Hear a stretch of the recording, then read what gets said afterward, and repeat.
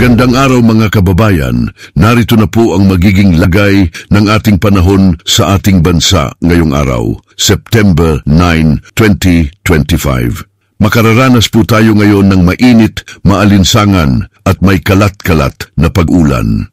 Dahil ayon po sa datos ng Pag-asa mga kababayan, epekto po yan ng easterlies na siyang nakakaapekto sa ating bansa at hindi po yan epekto ng hanging habagat o southwest monsoon. Ang mga pag-ulan na ito ay hindi naman po nagtatagal ng 3 o 5 oras. Subalit ayon po sa Pag-asa, ang mga pag-ulan na ito ay mararanasan natin pagsapit ng hapon o sa gabi at posible ring lumakas at magdulot ng pagbaha at pagguho ng lupa. Para po sa karagdagang impormasyon sa magiging lagay ng ating panahon sa araw na ito, pakinggan po natin mula sa weather specialist ng Pag-asa. Magpapatuloy pa rin yung impluensya ng easterlies at mananatiling maulap pa rin yung silangang bahagi ng southern Luzon. Dahil dyan ay mataas pa rin yung tsansa ng mga pagulan, pero in terms of intensity ay mas mababawasan na. And in terms of lawak din ng mga kaulapan, bahagyang magsiship paakyat. And then posible na rin na maging mas mataas na tsansa ng mga pagulan dito sa Aurora. At sa natitirang bahagi naman ng Luzon ay mananatiling partly cloudy to cloudy skies. Ibig sabihin, mga localized thunderstorms pa rin yung posibleng magpaulan sa ating mga lugar. Hindi po nakakaapekto sa ating bansa yung habagat, pero hindi ibig sabihin nito na wala na yung habagat. So yung habagat ay nandyan pa rin, pero hindi ito direktang nakakaapekto ngayon sa anumang parte ng ating bansa.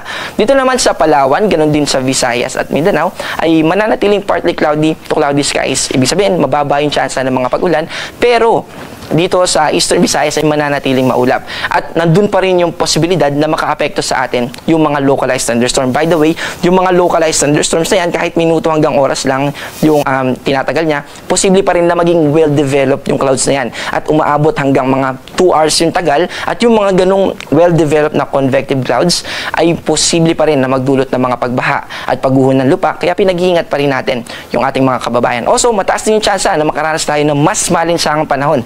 Kaya uminom tayo ng tubig palagi at stay hydrated at iwasan po natin na ma-expose ng matagal sa sobrang init na panahon.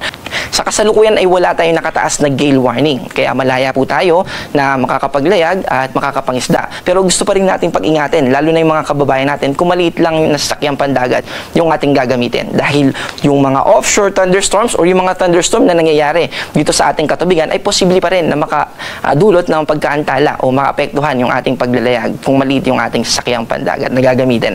Ayan mga kababayan, yan po ang ating magiging lagay ng ating panahon sa araw na ito. Mismong Pag-asa na po yan at wala ring anumang sama ng panahon ang nagbabantang pumasok o mabuo sa mga susunod na araw.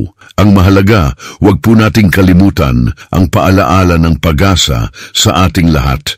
Ang mag-ingat, maging alerto sa banta ng pagbaha sa pagguho ng lupa, lalong-lalo na po tuwing magkakaroon ng malalakas na pag-ulan. Hanggat maaari, pumunta o lumikas sa mas ligtas na lugar, mga kababayan. Muli po, huwag niyo pong kalimutang mag-like, i-share at higit po sa lahat mag-subscribe sa channel na ito para lagi po kayong updated sa magiging lagay ng panahon sa ating bansa. Hanggang sa susunod na po muli na Weather News Update, ito po ang balita sa bansa na nagsasabing hanggat magkakasama tayong lahat, may pag-asa.